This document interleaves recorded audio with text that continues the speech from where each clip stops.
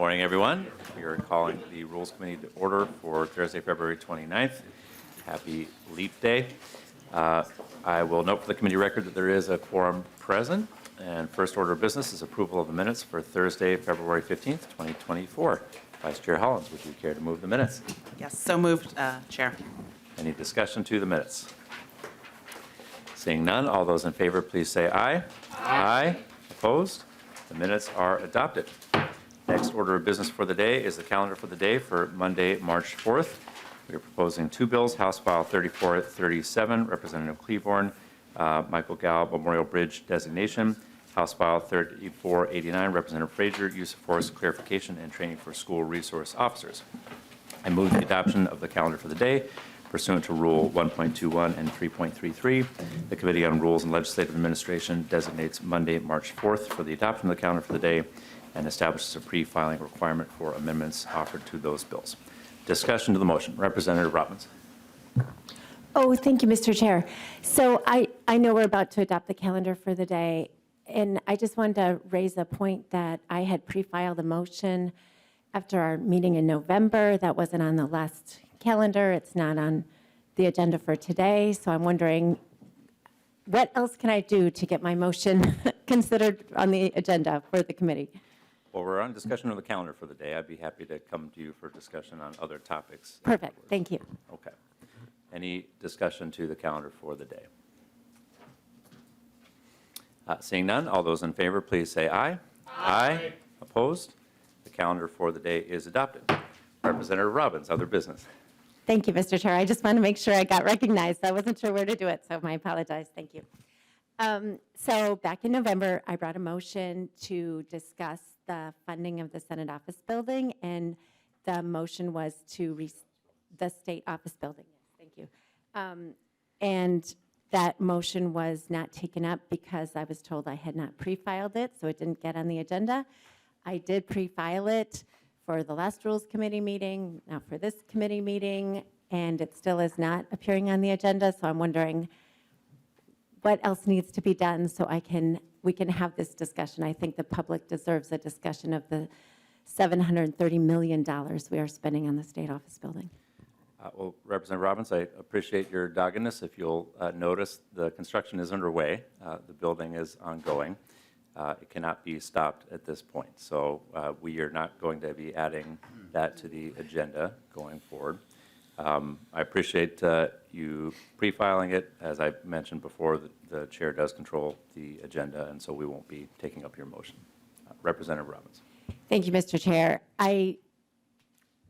I'm very discouraged about that because I did try to bring this up in good faith before construction had started, knowing that this would be the outcome, and the public does not understand. I had a constituent in my office this morning who didn't even have an appointment, and they came in, and we were talking about an issue at the University of Minnesota, and they looked out my window and they saw what's going on out there, and they said, "Why can't you stop this?" I said, "I've been trying, but it's been really difficult." And so I feel like because we weren't able to talk about it in public in November before it started, and now you're saying, well, now it's too late, the public has had no opportunity to hear even a rationale from this committee or the House as an institution on why we are spending $730 million on one building when the entire projected state bonding bill for the entire state is going to be $830 million. And we're spending $730 million on one building.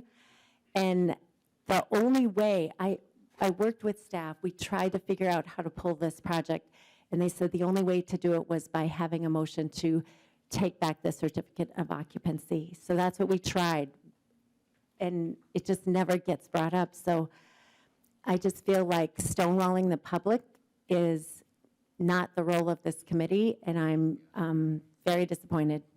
So I hope in the future that when we bring motions in good faith, you will consider it.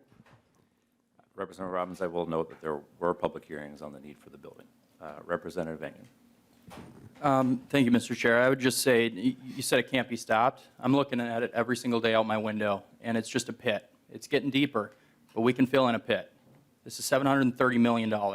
We could literally pay off every single Minnesotan's healthcare debt 5 times over for that price. We could give every single teacher in the state of Minnesota a $15,000 raise. So if you're telling us we can't stop it, grab a couple shovels, we'll help out. Let's go fill the thing up. Representative Damon. Thank you, Mr. Chair. You stated, Leader, that that the project couldn't be stopped. Could you tell me on what authority that you could cite that would feed that it cannot be stopped at this point? Representative Damon, the project is under construction right now. The bonds are already out. The project is going forward. And could you just cite that source saying that it cannot be stopped at this point? Because my understanding is that it can. Representative Damon, I'm happy to send you the laws that were passed that authorized it and the bonds that were let, if you would like those citations. Sure, that would be great. Again, I fully feel that it would be appropriate to take up the pre-filed motion or the pre-filing from Representative Robbins. If it can't be stopped, then I would think that your majority vote would show us that it couldn't be, rather than not even putting it on the agenda and not letting any public input or committee input be on this absolute waste of money, but on the project that's going on. Representative Nash. Thank you, Mr. Chair. When a member of the legislature goes to the trouble to pre-file something, I have to think that just out of respect for the fact that their election certificate looks just like yours, that it's not untoward of us in the minority to ask for the simple courtesy of maybe even being just notified that we're not going to take it up until we come to committee to do that. My first 2 terms here were in the majority, and we made sure that the voice of the minority was at least listened to instead of just dismissed in abstention, which is what you've done. You didn't address Representative Robbins' request. It was pre-filed, and you actually have to work on it. You have to take it into consideration and give it the due respect that it deserves by a colleague of yours. We aren't on equal footing according to the law. You are the majority. You have more votes than we do. But that doesn't mean that Representative Robbins' voice is any less or more important than yours. But out of respect, which would be novel, out of respect, you should deal with her pre-filed request. Representative Nash, out of respect for the minority, I'm allowing substantial leeway to have a discussion that's not on our agenda because I want to make sure that your voices are being heard. The agenda of the committee is controlled by the chair. If there are requests from members and the chair has to put them on, then there is no control for the committee, and that is standard. We are on an order of business that is not out before us, but I'm continuing to allow leeway for discussion. Representative Nash. Well, Mr. Chair, again, it's an easily noticed thing when a member of the legislature submits something to you, the chair of this committee, to be dealt with. And I'm sure that either you or your committee legislative assistant recognize the receipt of Representative Robbins' pre-filed request. So I'm not going to ask for a confirmation of that, but I can tell that it was done properly because Representative Robbins is well noted for that. But she received no communication one way or another. And from a simple courtesy perspective, that would be the proper and correct thing to do. I mean, we're not just a cute houseplant you guys keep around for occasional discourse. We actually are on equal footing, and you should treat us as such. Representative Nash, the annotated agendas are public before the meeting, so there was public notice. Representative Robbins. Thank you, Mr. Chair. I do appreciate the leeway you've given for this discussion today. But I would note for the public and for the record that what we had brought forward was an actual motion that would have required votes. So people had to take a public position on whether the state office building renovation should continue. And that is what you have avoided and your colleagues have avoided.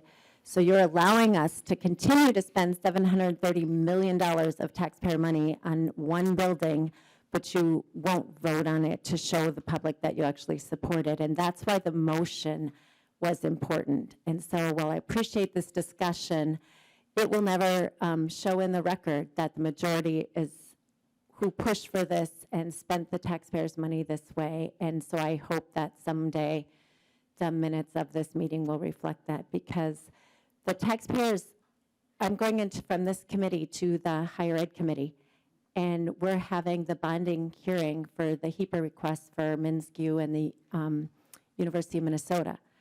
And their full request doesn't equal what we're spending on one building for the entire higher ed system.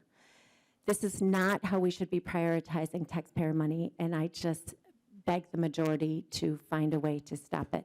Thank you. Thank you, Representative Robbins. There is no further business before the committee, and we are adjourned.